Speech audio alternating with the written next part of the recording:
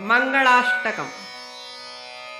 श्रीमत्पङ्कजविष्टरौ हरिहरौ वायुर्महेन्द्रो नलः चन्द्रो भास्करवित्तपालवरुणा धर्मादिराजो ग्रहाः प्रद्युम्नो नलकूबरः सुरगजश्चिन्तामणिः कौस्तुभः स्वामी शक्तिधरस्तुलाङ्गलधरः कुर्वन्तु नो मङ्गलम्।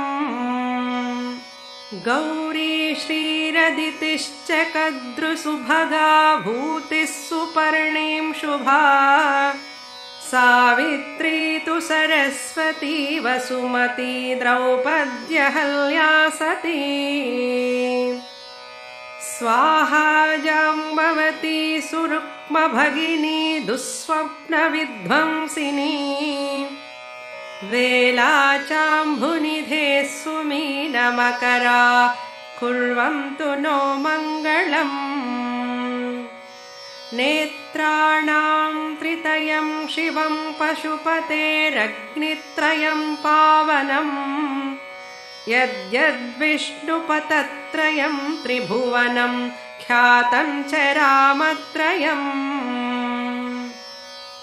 गङ्गावाहपथत्रयं सुविमलं वेदत्रयं ब्राह्मणम् सन्ध्यानां त्रितयं द्विजैः सुविहितं कुर्वन्तु नो मङ्गलम्।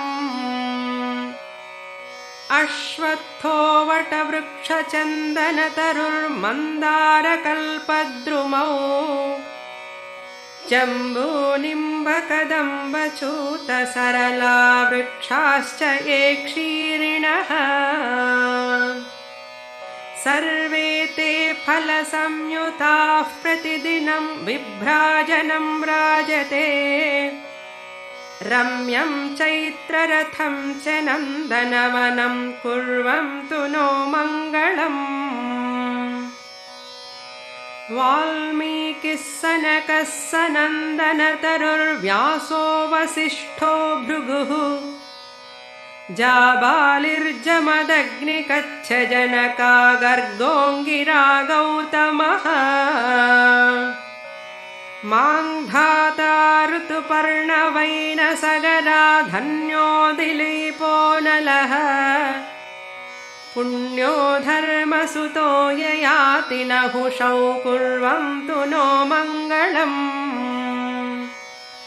ब्रह्मा वेदपतिः शिवः पशुपतिः सूर्यश्च चक्षुष्पतिः शक्रो देवपतिर्यमः पितृपतिः स्कन्दश्च सेनापतिः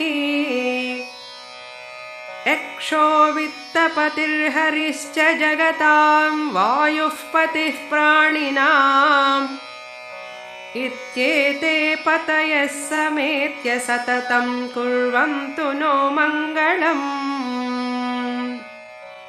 गङ्गा सिन्धु सरस्वती च यमुना गोदावरी नर्मदा कावेरी सरयूर्महेन्द्रतनया चर्मण्वती वेदिका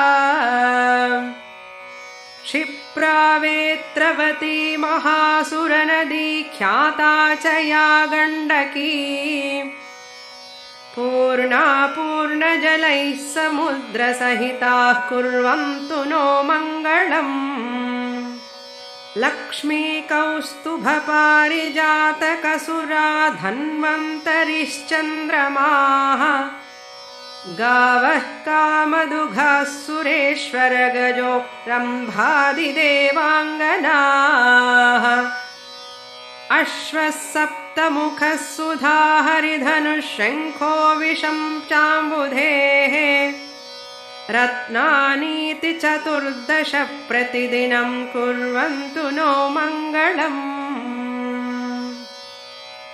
इत्येतद्वरमङ्गलाष्टकमिदं पापौघविध्वंसनम् पुण्यं सम्प्रति कालिदासकविना विप्रप्रबन्धीकृतम्। यः प्रातः शृणुयात् समाहितमना नित्यं पठेद्भक्तिमान् गङ्गासागरसङ्गमे प्रतिदिनं प्राप्नोत्यसौ मङ्गलम्।